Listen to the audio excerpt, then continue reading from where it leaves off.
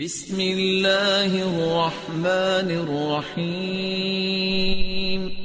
پرنو نائک ہے اور میں مرچنٹ نیوی میں کام کرتا ہوں۔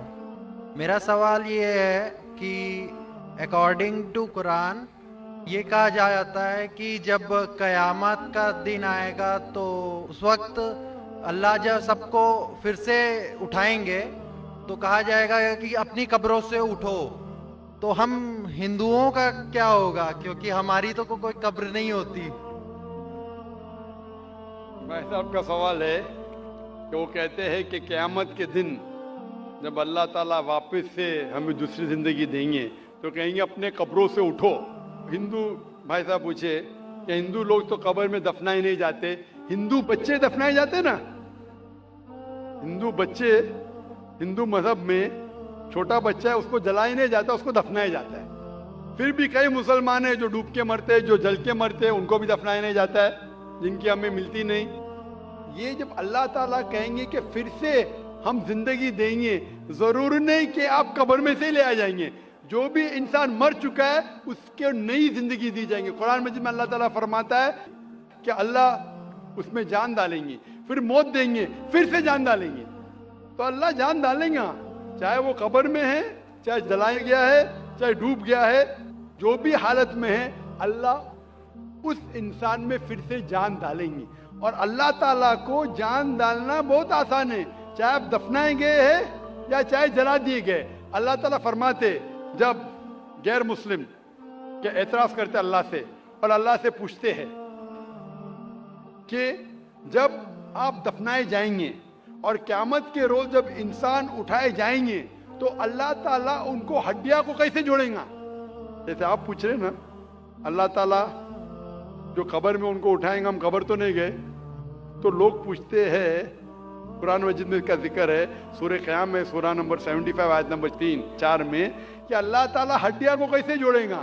تو اللہ تعالیٰ فرماتے ہیں اللہ ہڈیاں کو ہی نہیں جوڑ سکتا ہے، آپ کی انگلیوں کے پور پور کو جوڑ سکتا ہے، انگلیوں کے پور پور۔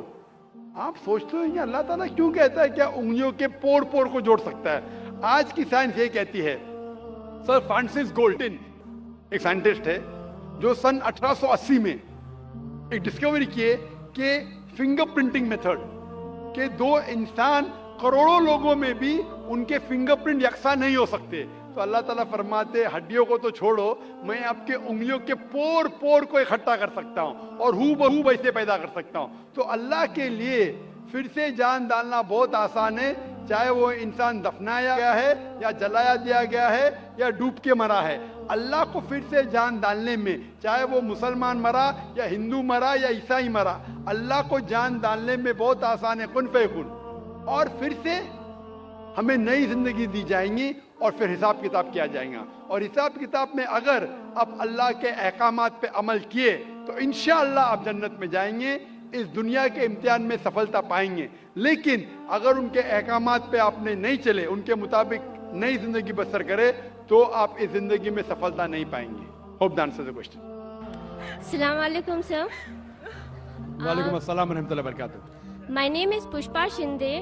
Though I am born Hindu, I believe in Islam and I want to read a kalma.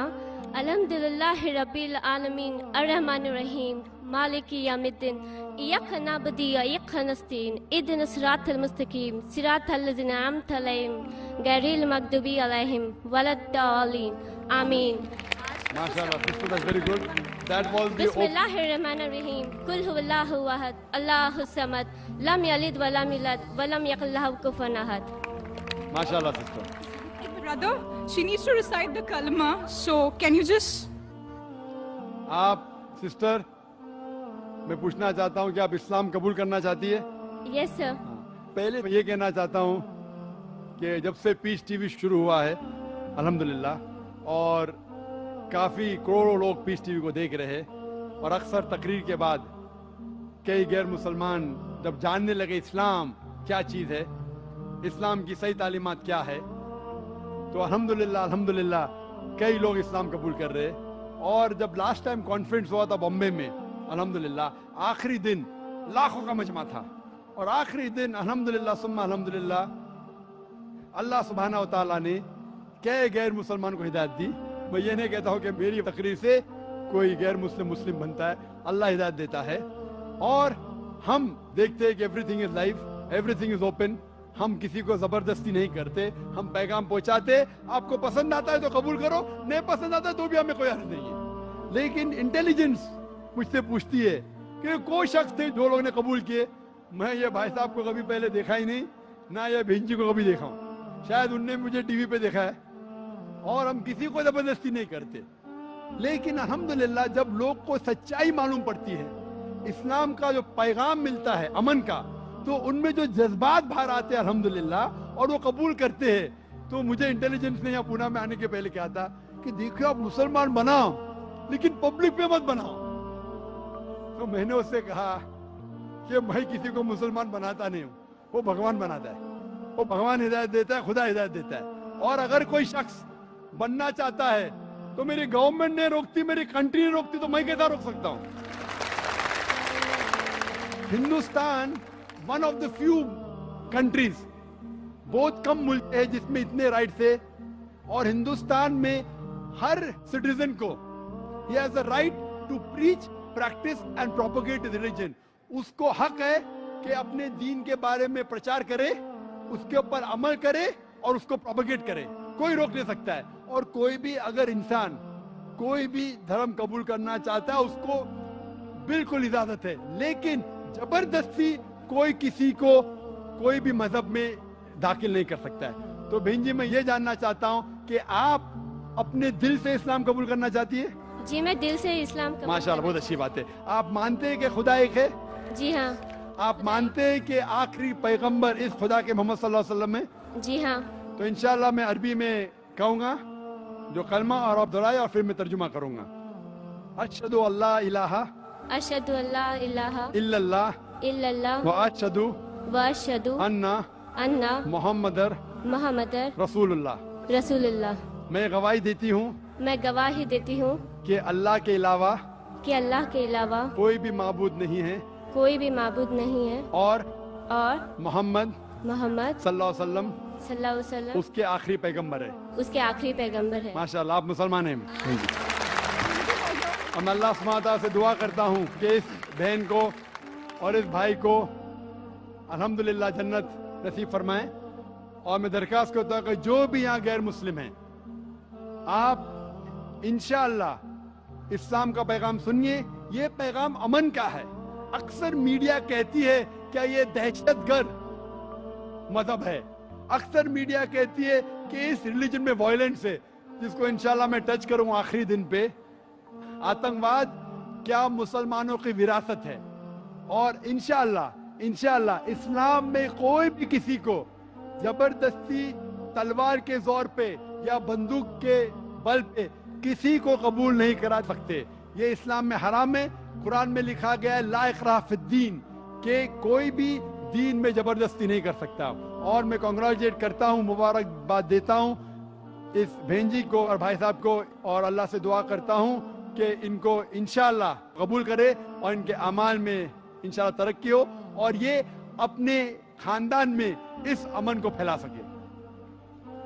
میں اسلام میں کہی گئی کافی باتیں فالو کرتی ہوں, نماز پڑھتی ہوں, روزے رکھتی ہوں, لیکن trouble comes when it comes to listening to music اور watching movies. Is it a گناہ ٹو لسن ٹو میوزک؟ میں نے سوال کیے کہ میں قرآن پڑھتی ہوں, میں نماز پڑھتی ہوں, لیکن پرابلم ہے جب میوزک سنتی ہوں کیا جائز ہے کہ نہیں, کیا پکچر دیکھنا جائز ہے کہ نہیں. قرآن میں لکھا ہے کہ آپ موٹے موٹے حرام کام سے دور رہو, انشاءاللہ اللہ تعالیٰ آپ کے ساتھ ہے. کیونکہ آپ ابھی نو مسلم ہیں. آستے آستے آپ اگر صلاح پڑھتی ہے الحمدللہ, سب سے اہم بات ہے کہ ماننا چاہیے خدا میں. اس کے بعد ہے صلاح جو آپ پڑھتے ہیں ماشاءاللہ, اس کے بعد ہے زکوٰۃ کہ آپ کو چیریٹی دینا ہے, اس کے بعد روزہ ہے, باقی چیزیں کئی چیزیں اسلام میں. آپ انشاءاللہ جو اہم چیزوں کو پہلے فالو کیجئے, اس کے بعد آپ باقی چیز پہ بھی آ سکتے. لیکن کیونکہ آپ نے مجھ سے سوال کیا کہ میوزک سننا الاؤڈ ہے کہ نہیں, اللہ کے رسول کی حدیث ہے کہ میوزیکل انسٹرومنٹ جو ہے ایکسپٹ فار ڈف کے علاوہ باقی سب میوزیکل انسٹرومنٹس حرام ہیں, اور یہ آپ کو اللہ سے دور لے کے جاتے ہیں. تو اس پس منظر کے حدیث کے پس منظر میں میوزک سننا صحیح بات نہیں ہے. لیکن آپ کیونکہ ابھی نو مسلم ہیں, جو چیز اہم باتیں ہیں اس کے اوپر پہلے آپ عمل کیجئے. اگر آپ چاہتے ہیں کہ آپ میں اتنا تقویٰ ہے کہ میں چھوٹی چھوٹی بات پہ بھی عمل کروں, تو بے شک اگر آپ جاننا چاہتے ہیں کہ میوزک پر سے دف کے علاوہ باقی میوزیکل انسٹرومنٹس حرام ہیں. اور مووی, وہ مووی جو حرام مووی ہے وہ دیکھنا ناجائز ہے. ٹی وی دیکھنا ناجائز نہیں ہے, لیکن ٹی وی پہ غلط چیز دیکھنا, اریانگی, آپسینٹی, یہ دیکھنا حرام ہے. لیکن اگر آپ اچھا ٹی وی پہ لیکچر دیکھتے, اچھا اسلامک لیکچر دیکھتے تو وہ غلط نہیں ہے. تو غلط چیز دیکھنا حرام ہے. اچھی چیز پکچر پہ دیکھنا جائز ہے. جو چیز شریعت کے خلاف نہیں ہے وہ چیز دیکھنا جائز ہے. جو شریعت کے خلاف ہے وہ حرام. لا الہ الا اللہ, لا الہ الا اللہ, لا الہ الا اللہ, لا الہ